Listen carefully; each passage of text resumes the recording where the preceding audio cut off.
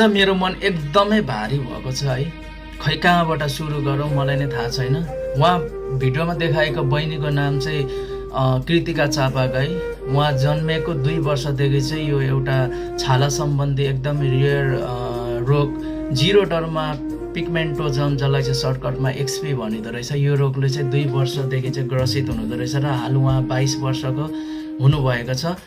उहाँको घर चाहिँ बुटवल। उहाँको चाहिँ एउटा मैले स्ट्याटस फेसबुकमा स्क्रोल गर्दा गर्दै मैले देखेँ अनि त्यो भिडियो देखेको कारणले गर्दाखेरि चाहिँ उहाँ बहिनीलाई चाहिँ केही थप सहयोग होस् भनेर चाहिँ मैले यो भिडियो बनाएको हो। यो बहिनीलाई यो जुन छाला सम्बन्धी रोग लागेको छ, यो रोग यति डेन्जर अनि यति दर्दनाक अनि यति पीडादायक हुन्छ नि, मैले यो कल्पना पनि गर्न सकिनँ क्या।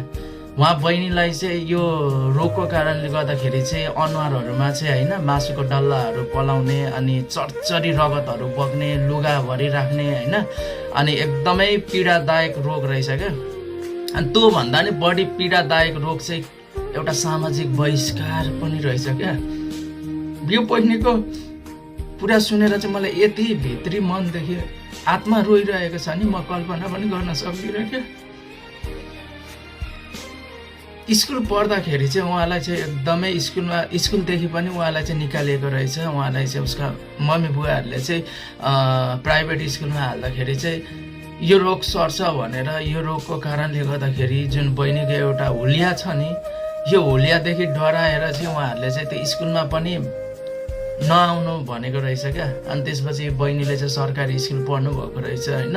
छरछिमेकीहरूले पनि होइन छिची र दुरदुर गर्ने, धेरै जसो, सबैले त होइन होला, धेरै जसोले अब छिची र दुरदुर गर्ने, रोग सर्ने भन्ने एकदम उहाँलाई चाहिँ होइन, अब कसैको जन्मदिनमा पनि, कसैको विवाहमा, कसैको पूजापाठहरूदेखि एकदमै पर सारेको रहेछ।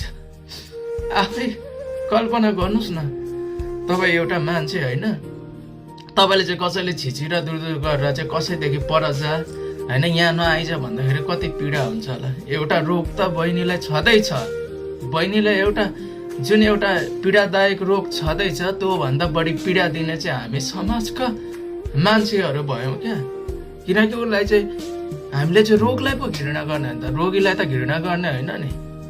उहाँ बहिनीलाई कति पीडा, मानसिक रूपमा, शारीरिक रूपमा कति पीडा भएको थियो होला। त्यही माथि अब होइन साथीभाइदेखि लिएर, छरछिमेकीदेखि लिएर, स्कुलसम्मले पनि अस्वीकार गरे रहेछ क्या। अनि त्यो कुराहरू चाहिँ मैले यो बहिनीको स्ट्याटसमा पढ्दाखेरि एकदमै मन भक्कानिएर आयो होइन। त्यही भएको कारणले गर्दाखेरि चाहिँ उहाँ बहिनी चाहिँ हाल उपचारको लागि चाहिँ दिल्लीको एम्स हस्पिटलमा चाहिँ रिफर गरिएको रहेछ र लागत खर्च